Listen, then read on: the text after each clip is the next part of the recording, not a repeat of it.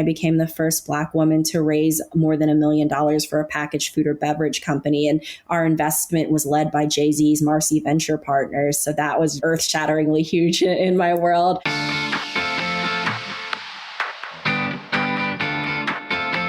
Welcome to Shopify Masters, the weekly podcast brought to you by Shopify, your companion for starting and building businesses. Each week, we invite entrepreneurs like you to share what they've learned growing their own businesses. I'm Shwayne Shan, and for this episode, we are joined by Denise Woodard, the founder and CEO of Partake Foods, the makers of treats that you can share with confidence as they are top 8 allergen-free. Denise shares with us her personal inspiration behind Partake Foods, how facing rejections from over 80 investors never stopped her business journey, and how she's using her platform to shed a light on other Black-owned businesses. Before our show, I wanted to chat about Shopify shipping. Did you know that you can buy shipping labels at home, print them with a regular printer, get shipping insurance within the United States, and receive discounted shipping rates through certain carriers with Shopify shipping? This is all included in your Shopify plan. There are no additional fees, accounts with carriers, or app required. So check out Shopify shipping at shopify.com/ship. Now let's dig into the show. A common response after tasting Partake Foods is, how is this so good? With cookie flavors like birthday cake, ginger snap, and triple chocolate, these treats are free from nuts, eggs, dairy, and other allergens, and still manages to achieve the impossible task of, well, tasting like treats. For Denise Woodard, the founder of Partake Foods, this impossible mission had to be possible, all for the sake of her daughter, Vivian.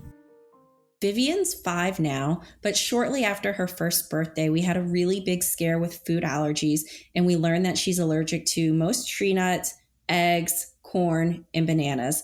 And Partake was born out of my frustration with the products that existed. Our nanny, Martha, who actually has some equity in the company, was like, your 1-year-old has the most boring diet I've ever seen. And I started to explain to her why.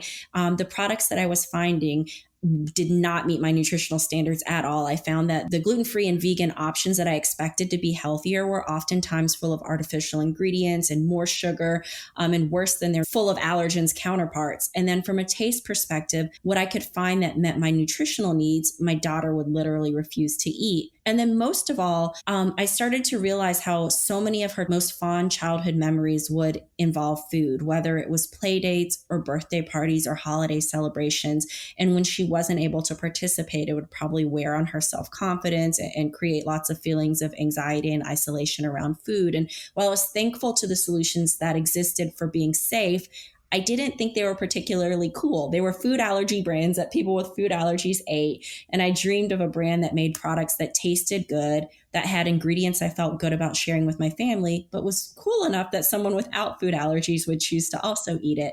And when I couldn't find it, I left my career at Coca-Cola to start Partake. I think anyone hearing this concept would know that this is such a cool concept, but it's definitely a really tough one to undertake.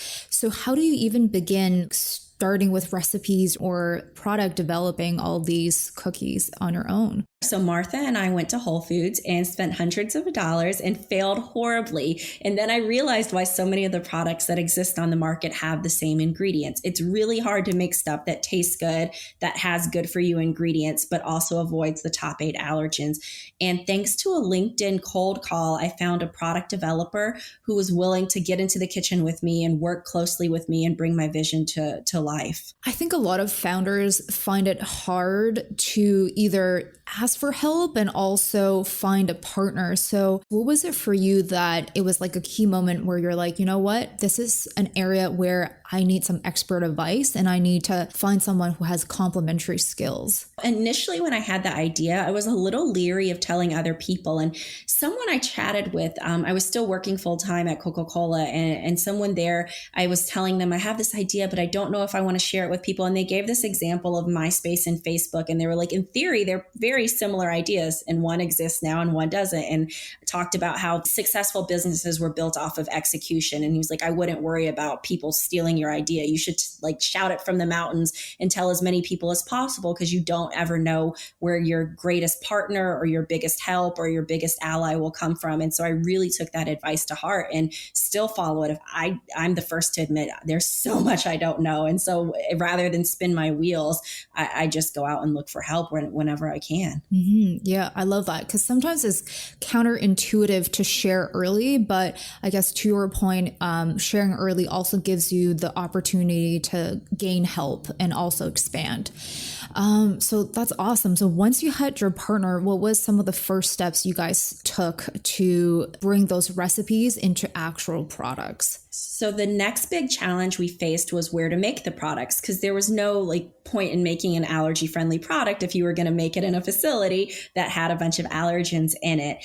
And there's only a couple, literally like 1 to 2 in the country, manufacturers that can make cookies that are top 8 allergen free facilities. And they typically don't work with small startups. And so that was another cold email and lots of begging and pleading and sharing my business plan. And thankfully, the contract manufacturer that we dreamed of working with agreed to give us a trial run.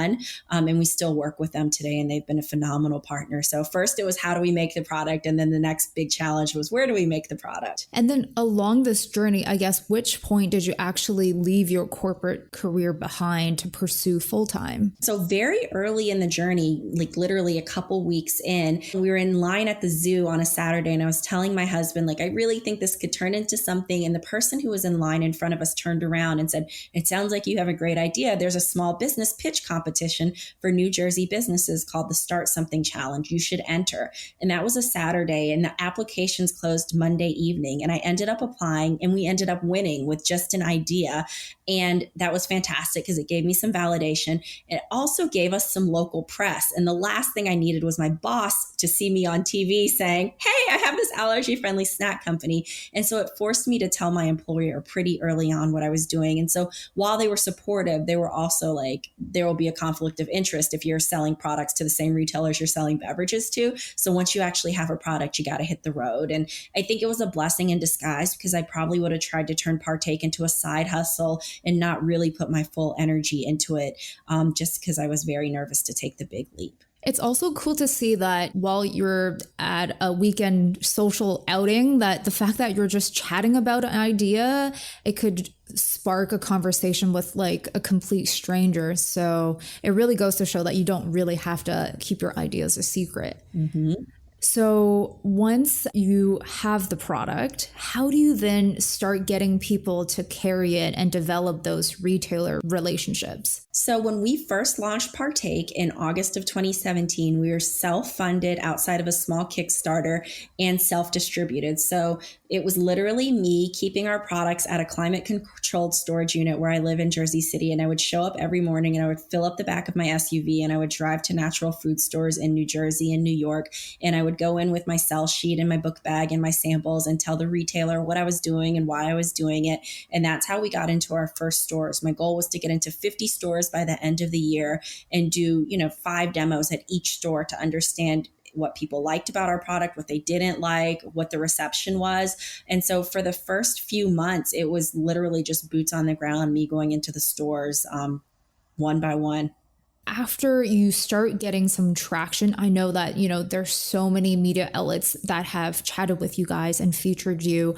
How did you go about managing those relationships and also kind of handling press as those opportunities comes in? So from a press perspective, we're really lucky now to work with a PR freelancer who's been with us for the past year, and she really helps support us on that. Prior to that, it was just me handling it. I was the only full-time employee at Partake until January of this year. We had like fantastic outsourced partners that we were working with for multiple functional areas, from accounting to social media. But really, it was just kind of me fielding them and me just going out and telling my story. I do want to chat about being a mom and also an entrepreneur. I've talked to expecting moms and they talk about how there's kind of mat leave's a very different situation and childcare is such a different game when you're managing a business. So how do you balance the two and make sure that both aspects of your life are progressing and intertwining in a healthy way? Definitely. I think COVID's definitely thrown a wrench into that because we don't have childcare. And, my daughter was at home with us for months and my husband also works. And so that was an interesting balance. But in our normal life, it's just really integrating the two. And so some days that means me waking up super early to work on Partake so that I can take time to make my daughter breakfast and take her to school and attend any school programs she has. Or other times that means maybe we have to call a sitter in because it's a really busy day and I have a board meeting. So I think it's just prioritizing the two. My daughter's super involved in the business. Like in a non-COVID world, she works trade shows with us on the weekend. She's coming into stores with me to deliver product. So she definitely has seen the grind and is super into it and loves the fact that literally because of her food allergies, we now have a cookie company. Mm-hmm. That's so much fun. And so I do wanted to ask about some of the milestones that you really celebrate and some of the lessons along the way that, they were more hurdles, but you are pretty appreciative of the fact they happened because they taught you something that otherwise wouldn't. From a milestone perspective, I think some of the early ones were literally like seeing our product on a store shelf for the first time. And then it was seeing our product on the store shelves of like a Whole Foods for the first time, which was definitely a surreal moment. In June in 2019, I became the first Black woman to raise more than $1 million for a packaged food or beverage company. And our investment was led by Jay-Z's Marcy Venture Partners. So that was earth-shatteringly huge in my world. And then this summer has just been a whirlwind. We were on the Today Show and I appeared in the Jay-Z and Pharrell video for Entrepreneur. And so we've had a lot of great stuff come our way. And then it's allowed us to do a lot of stuff that I'm very proud of. We partner with a nonprofit called the Food Equality Initiative. They provide food to food insecure families that manage food allergies. The founder, Emily Brown, her family was experiencing food insecurity and her kids have food allergies. And they went to their local food bank and there was literally 2 items that her kids could safely eat. And that's just not okay. And so in partnering with them as our business has grown, we fed thousands of families, which is something I'm so proud of and excited about. But there's definitely been lots and lots of hurdles along the way, particularly around raising capital. Initially, the business was self-funded. And then we, about a year after launching, went into a region of Whole Foods and we went into Wegmans and the business started to get a bit more expensive to run. And I started dipping into my 401k. I ended up selling my engagement ring. We were working to raise a friends and family round, but I'm the first person in my family to go to college. Like I don't have very many accredited investors in my family. And so as the money came in dribs and drabs, we were just fighting to keep the business going. So I learned a lot of resilience and grit at that point. And then as we were able to get that done, we went out and tried to raise a seed round of funding. And I have a spreadsheet that I still have on my desktop that has 86 no's of, it's too early. I don't think the market's big enough. And, what I learned was everything happens the way that it's supposed to and in time if you continue to stay true to your mission and your values of who you are as a person, who you are as a company. I couldn't dream of better partners in terms of the investors that we currently have. But if you had told me this is what was going to happen while I was getting those no's day after day after day, I would have never believed you. Even though that $1 million investment or feature in Pharrell and Jay-Z's music video are monumental achievements that Denise didn't anticipate while facing those rejections, those no's never deterred Denise because her dedication to Vivian always kept her going. For those investors that you had to face those no's and go through those pitch meetings, what is it that keeps you going forward? Because it is very daunting to constantly get feedback that doesn't kind of help you to move forward. I think there's a couple of things. One is my daughter, like she's only 5, but she definitely understands what's going on. And to be able to look her into the eyes and tell her that this company I started because I loved you so much and I want something better for you. I quit because people told me no. I just couldn't do that. And then looking at other people like her, other women, other people of color, and knowing how dismal the statistics are and knowing how close we are in terms of having a breakthrough for our brand, in terms of the traction that we're getting. And for me to not like give it everything I have to keep going is just not something I would be comfortable with. Thank you for all that you guys are doing. There's also a lot of sharing your platform and offering a spotlight on other business owners who are Black, Indigenous, and people of color. Tell us a little bit why it's so important for you to kind of share the stage and offer a voice for other business owners. I feel like there's no benefit to my success if I can't make other people successful, other people who don't have the platform or the privilege that we do. And I'm just such a strong believer in lifting as you climb. And there's so many people, women, men, white, Black, who poured so much of their social capital, and find investors who believed in me when we didn't have a ton of traction, people, successful business owners who are willing to talk to me when I know they have a calendar full of events. And I feel like if I'm not willing to do the same thing, that's just not right. I feel like a very strong responsibility and pressure to support women, to support people of color, to support entrepreneurs out there who are doing the work day in and day out to make their dream a reality.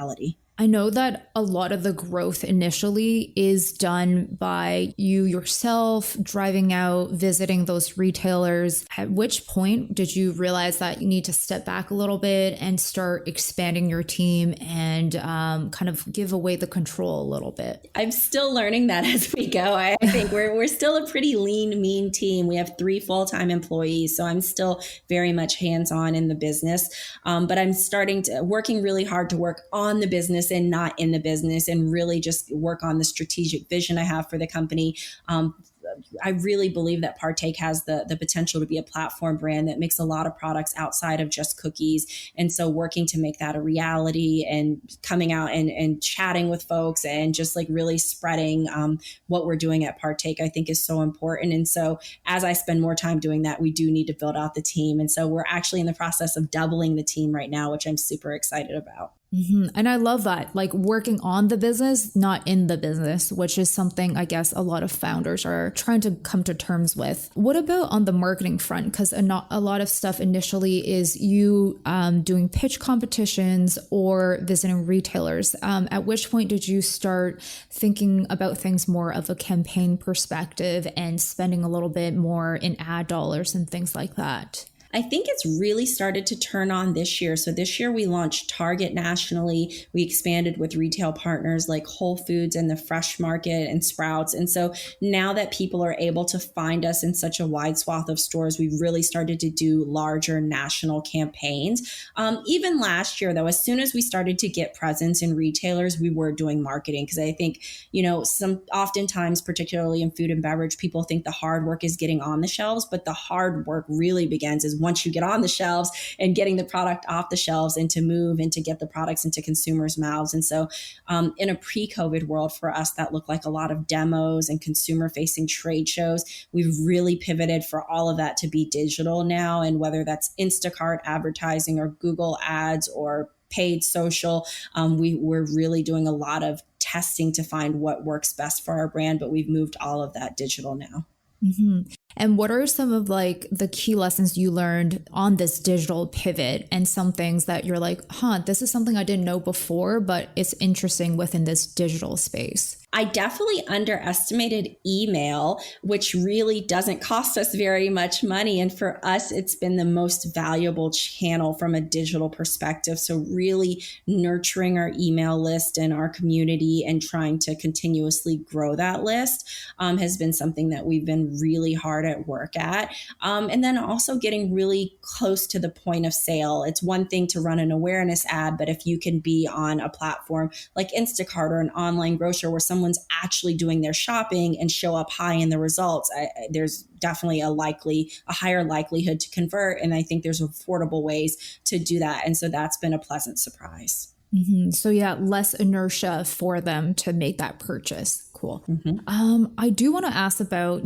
those large nationally distributed retailer relationships. What are some things that you think entrepreneurs in this space, when they're approaching those relationships, what are some key things they should look out for? I think definitely recognize that it takes time. We launched Target nationally in May of this year. We met the folks from Target in the bathroom line of the Expo West trade show in 2017 and have been nurturing that relationship ever since and continuing to give them updates on our progress and our products. And so I think this idea that like the accounts happen overnight is a bit false. And then I think being ready to do business with them. I think last year, there were retailers we presented to where I was like, gosh, I wish we would have gotten in 2019, but we weren't ready as a company. We didn't have the internal bandwidth. And it's not often that you're going to get more than one shot with some of the large retailers. So make sure you're ready to put your best foot forward, that you have everything buttoned up from a supply chain perspective, that you have the marketing budget ready to support the account, because once you get your chance, it's showtime. Wow. That's crazy to think that was a 3 years in the making scenario. Has it been other circumstances where with a retailer, they only give you a few stores and then they see how you perform and then they'll give more opportunities as sales roll in? That's definitely the norm. And, that's what happened with us at Whole Foods. They were our first chain account. We got 43 stores across the Southwest in the summer of 2018. And then in early 2020, we added another 48 stores. And then later this year, we added another couple hundred. And so it's typically exactly what you described. You'll get a small amount of stores to test in. The retailer will want to see your performance, and then you'll continue to get expansion from there if you're performing well. Is there any different behaviors from region to region? Is there anything you do while you're managing kind of this nationwide relationship? We're still playing with the region to region. This is the first year. So it's been about 3 months that our brand's been available nationally. And so we're still learning ourselves kind of how each region differs.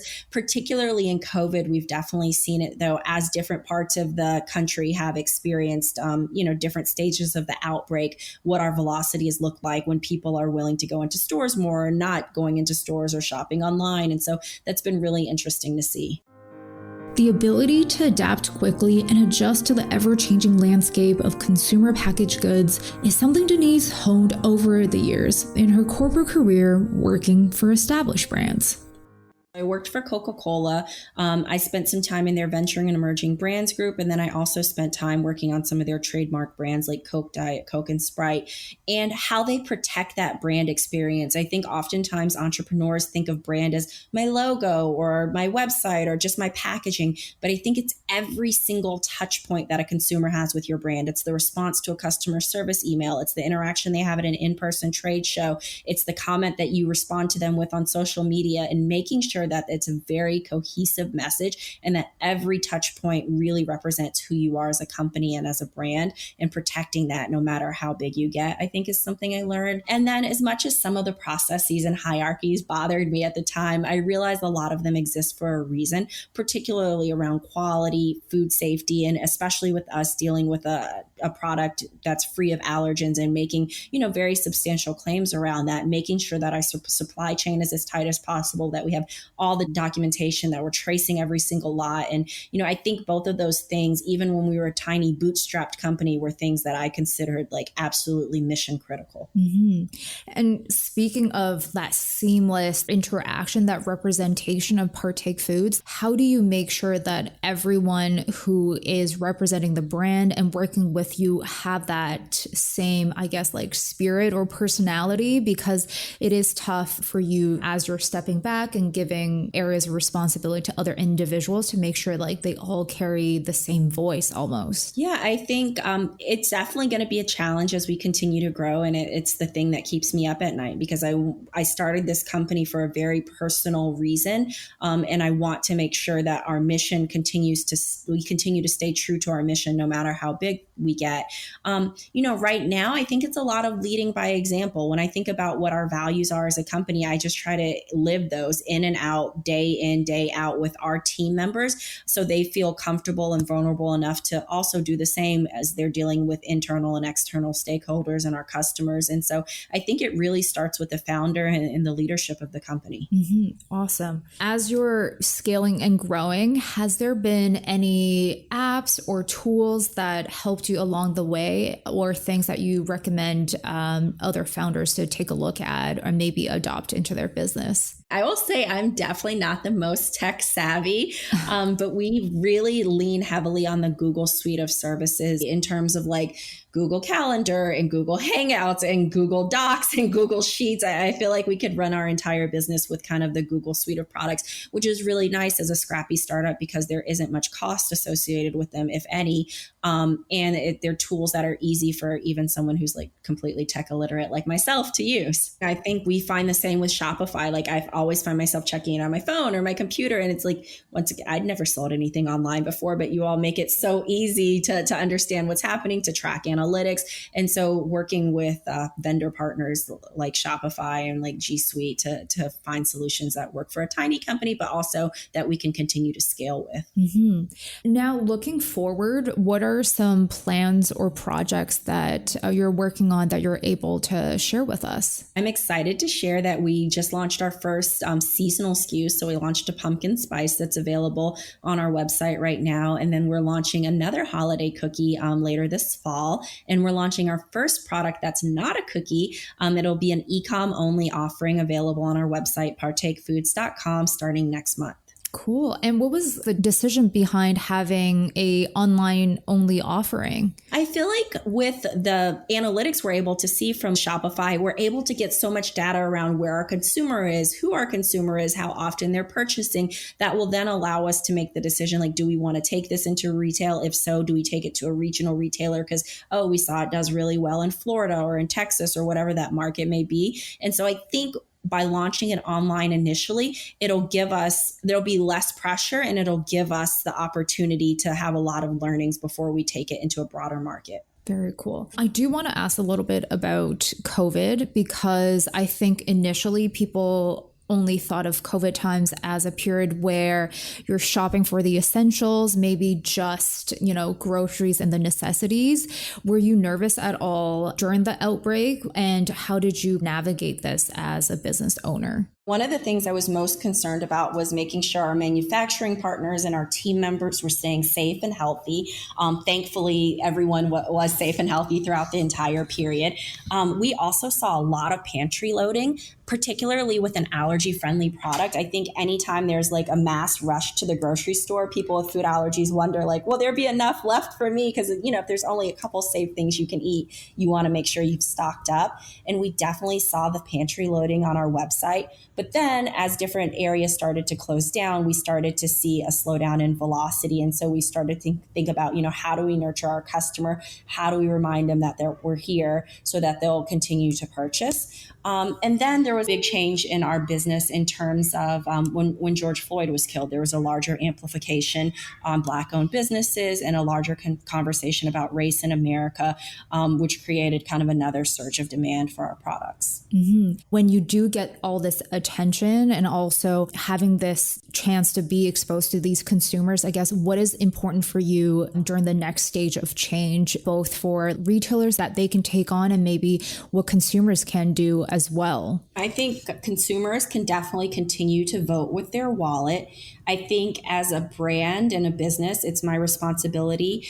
Earlier, you mentioned lifting up other brands and how we're amplifying other brands. And that's one of the major reasons that we're doing it. Because while I'm really excited about the attention we've gotten, it's really frustrating and saddening that we are one of the few. And I wish there were other brands to share the spotlight. And so I'm hoping that this time creates that opportunity. I hope that retailers and investors put their money where their social media is and actually start to make quantifiable decisions and set metrics around what types of programming and change they're going to make happen so that the numbers do change. Mm-hmm. Yeah. It takes a lot of small steps, but those steps have to start in order for a bigger picture of a change and movement. So I definitely really appreciate what you guys are doing. Well, I definitely think I've indulged in all the questions that I wanted to ask. Is there any other areas that we didn't highlight that you want to kind of touch on? Not to be cheesy, but if you believe it, you can do it. I've never done this before. I spent my entire career in corporate America. I'd never even managed a person before, let alone run a company.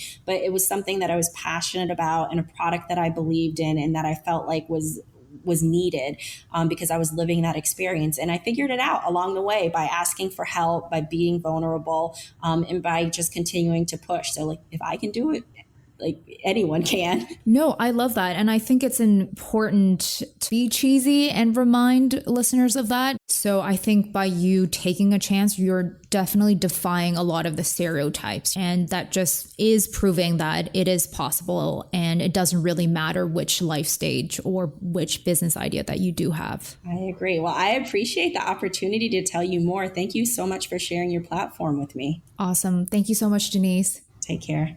Thank you for joining us on this episode of Shopify Masters. My name is Shuang Esther Shan. If you enjoyed Denise's journey and want to share her lessons with fellow entrepreneurs, please give us a review on your listening platform so the show can be discovered by other business owners. Until next time on Shopify Masters.